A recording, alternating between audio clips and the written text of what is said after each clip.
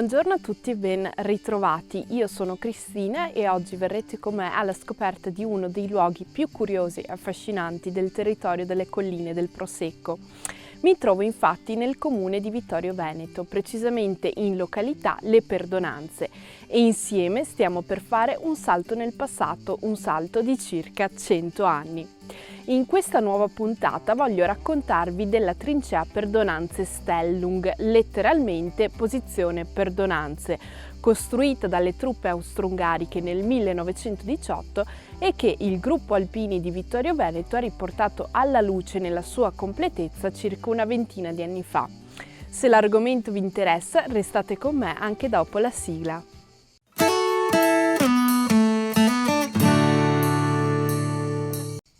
La trincea delle Perdonanze di Vittorio Veneto venne costruita nel 1918 dagli austro-ungarici per un fronte che, a 2 passi dal centro cittadino, mai in realtà si aprì. Si trattava comunque di una trincea di osservazione, in quanto, grazie alla sua posizione felice, si poteva tenere sotto controllo una vasta zona che spaziava, per intenderci, dalla zona industriale di San Giacomo alla valle che da Conegliano sale a Tarso. Addirittura, pensate un po', nei giorni più limpidi oppure dopo un temporale, naturalmente con l'aiuto di un cannocchiale, era possibile arrivare a vedere la pianura del Piave ed anche oltre. Ma come era strutturata questa trincea? Innanzitutto era profonda a sufficienza per permettere al soldato di camminare liberamente in piedi senza essere costantemente curvo. Il fondo poi godeva di buona pendenza e di una base di ciottoli per evitare il ristagno e permettere il fluire dell'acqua verso valle in caso naturalmente di pioggia.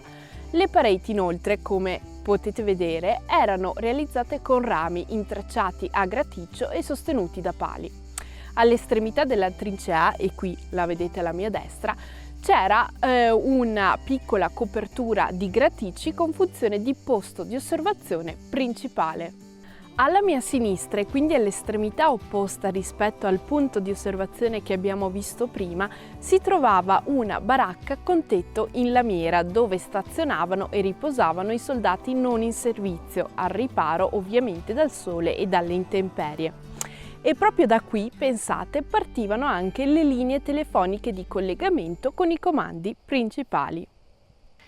Con i suoi 38 metri di lunghezza e 1,10 m di larghezza, la Perdonanze Stellung disponeva di norma di 4-5 uomini al comando di un sottufficiale. Come tutte le trincee, era protetta da filo spinato fisso o a cavallo di Frisia, di cui un elemento è stato ricostruito con filo spinato originale dell'epoca, naturalmente ritrovato in loco e che vedete proprio qui, alle mie spalle. Io vi ringrazio di essere stati anche quest'oggi in mia compagnia, vi ricordo anche di seguirmi nei miei profili Instagram e Facebook ed anche sul blog. Noi ci vediamo la prossima settimana con un nuovo video sempre dedicato alle colline del Prosecco. Ciao!